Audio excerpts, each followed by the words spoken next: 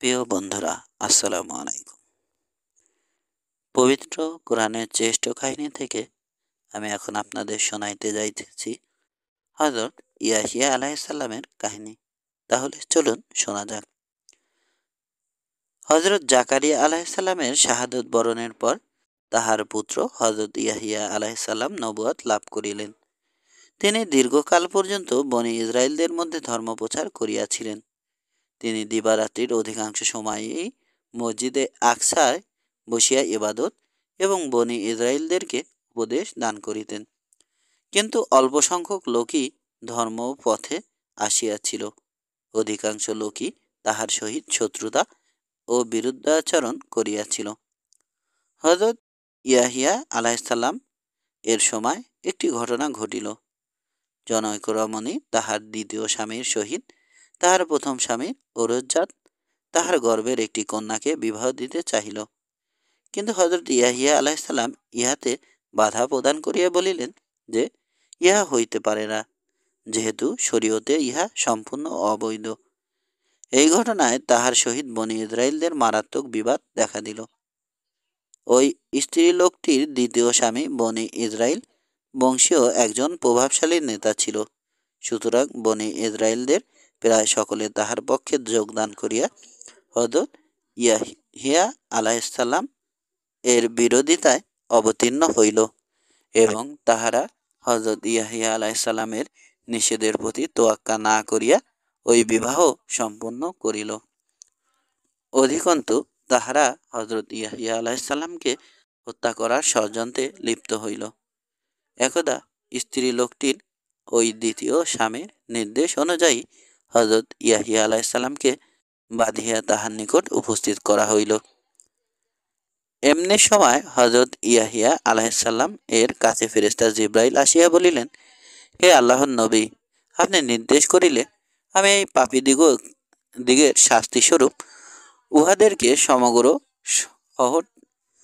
উহাদেরকে সহ সমগ্র শহরটাকে ধ্বংস করিয়া দিতে পারি। হযরত ইয়াহিয়া আলাইহিসসালাম বলিলেন, না, ইহাদিগকে এইভাবে ধ্বংস করিয়া দেওয়া আমি কিছুতেই ভালো মনে করি না। আল্লাহ আমার অদৃষ্টে যাহা লিখিয়া রাখিয়াছেন তাহা নিশ্চয় ঘটিবে। তবে ইহাদিগকে আমি শাস্তি প্রদান করিতে চাহি না। পাপিষ্ঠগণ আর বিলম্ব করিল না। তাহারা হযরত ইয়াহিয়া আলাইহিসসালামের মস্তক দ্বিখণ্ডিত করিয়া ফেলিল।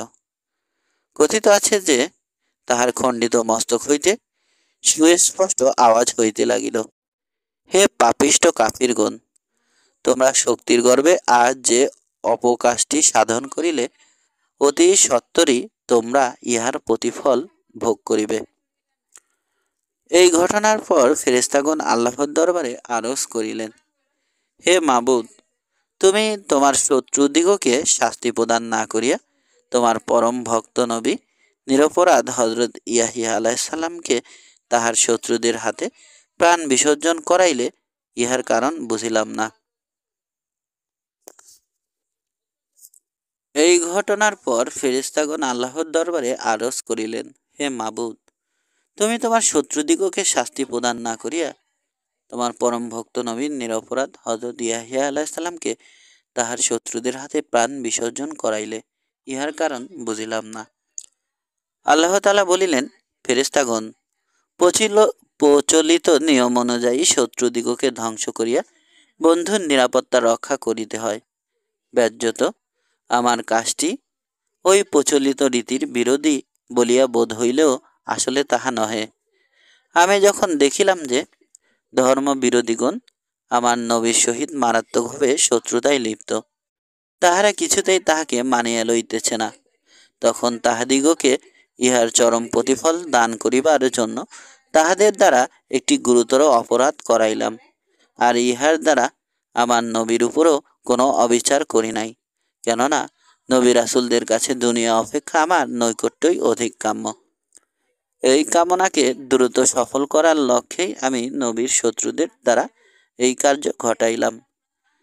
ইহার মাধ্যমে আমি আমার নবীকে পার্থিব ঝামেলা হইতে নিরাপদ করিলাম এবং তাহার শত্রুদিগকে গুরুতর অপরাধের জন্য চরম শাস্তির যোগ্য করিয়া লইলাম। উহারা ইহকাল পরকাল উভয় স্থানে ইহার প্রতিফল ভোগ করিবে। শোনা যায় হযরত ইয়াহিয়া আলাইহিসসালাম শহীদ হওয়ার পরেই উল্লেখিত স্ত্রীলোকটি ও তাহার পূর্ব স্বামীর ঔরজাত কন্যাটি গৃহের ছাদ হইতে ভূতলে পতিত হইয়া প্রাণ হারাইল এবং ইহার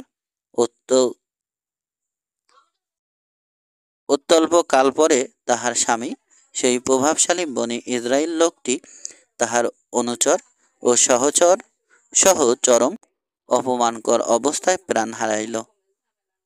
অবশ্য তাহাদের পারলৌকিক আসল শাস্তি তো তাহাদের জন্য রহিয়া গেল।